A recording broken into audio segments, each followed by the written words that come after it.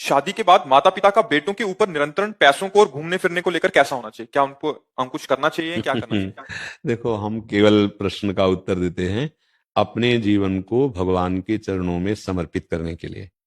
उसमें से जो बाधा या जो प्रश्न है उसका उत्तर तो हम दे सकते हैं, और इन सब व्यवहारिक का उत्तर देने की हमारी रुचि नहीं है। हम इस विषय में क्या करें, आप विचार करो। माता पिता की क्या परिस्थिति है, उसका पुत्र किस स्वभाव वाला है, उसकी बहू कैसे स्वभाव वाली है, पूरी जानकारी के बाद उसका उत्तर होगा।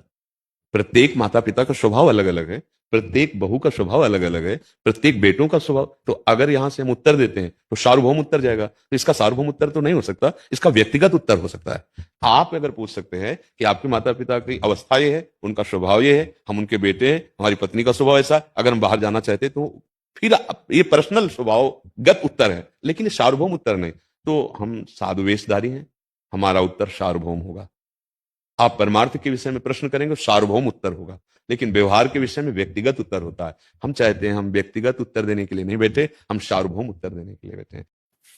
आपने कहा था कि हम जो नाम जप करते हैं वो हम किसी को भी दे सकते हैं। तो क्या मैं वो नाम जप के महाराज जी को दे सकता हूँ, जिससे महाराज जी का स्वास्थ्य ठीक रहे और जो महाराज जी को किडनी की समस्या है? नहीं, हमारी कोई समस्या नहीं, हमारी समस्या आपका बंधन है। आप यदि मुक्त हो गए, परमानंद को प्राप्त हो गए, तो हमारी समस्या का समाधान हो गया। हमारी समस्या शरीर नहीं है, हमारी समस्या आपके शरीर का राग है, आपकी ममता है, आपकी आसक्ति है, आपका ज्ञान है। इस समस्या का समाधान हो गया तो हमारा समाधान हो गया। हमें इस शरीर की जरूरत नहीं है, और जिनको जरूरत है वो चला रहे हैं, उनको किसी सपोर्ट की जरूरत नहीं है।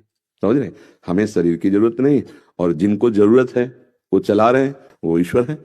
आपको जो भाव आया है कि संत निरोग रहें, संत सुखी रहें, यही पलट कर आपको प्राप्त हो। आप निरोग रहें, आप सुखी रहें, आप भगवत आराधना परायण रहें, और आप अपने नाम जप को आराध्य देव के चरणों में समर्पित करें। उससे सर्वलोक मंगल होता है। जैसे हम अपना पैसा राष्ट्र के पदाधिकारी के कोष में, प्रधानमंत्री कोष में पहुंचा दें तो पूरे भारत को पहुंचा देगा, गरीबों की सेवा में जहां जो आवश्यकता हो। ऐसे हमारे अनंत ब्रह्मांडों के स्वामी प्रभु है, हम अपना भजन उनको प्रदान करते हैं। आपकी कृपा से आपका ये जो भजन हुआ है आपको समर्पित है। आप सर्वे भवन्तु सुखिनः सर्वे सन्तु निरामयाः, सबका मंगल हो, सब कल्याण को प्राप्त हो। तो आपका मंगल हो गया, आपका कल्याण हो गया, और सबके कल्याण में आपका भजन आया। समझ रहे? ऐसे चलो।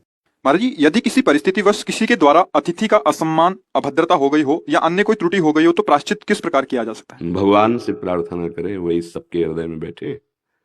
यदि उसका सानिध्य कभी मिल जाए तो क्षमा याचना कर ले जिसके प्रति हुआ है, और यदि वो असंभव है मिलना तो सबके हृदय में भगवान रहते हैं।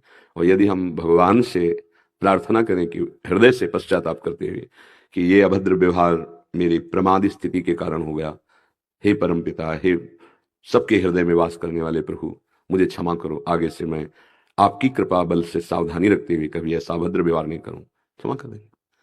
भगवान ही ऐसे सामर्थ्यशाली है। सब अपराधों की क्षमा करने का उपाय हृदय से भगवान से क्षमा मांग ले, हृदय से। वो प्रभु हृदय की बात बहुत जल्दी सुनते हैं। भगवान ही अतिथि है, वही आते हैं। इसीलिए सबसे प्रार्थना कई बार की है कि कुछ चीजें तो हम अतिथि भगवान को सहज में दे सकते हैं ना। कोई आया तुम्हारे दरवाजे पर, राधे श्याम, भगवान नाम उच्चारण करना, राधे राधे। अब इसके बाद मृदु वचन बोलना, कैसे पधारे आप, अर्थ चाहिए, रुपया चाहिए, मैं रुपया लेने आया हूं या अमुक चीज लेने आया हूं। नहीं प्रभु, मेरी तो ऐसी श्रद्धा नहीं है या सामर्थ्य नहीं है। दोनों बात, सामर्थ्य है पर श्रद्धा नहीं है देने की, अर्थ नहीं दे सकता। आप चाहो पानी पी लो, आप कहो तो आपको भोजन पवा दे, अन्यथा राधे श्याम, आप जा सकते। क्या परेशानी?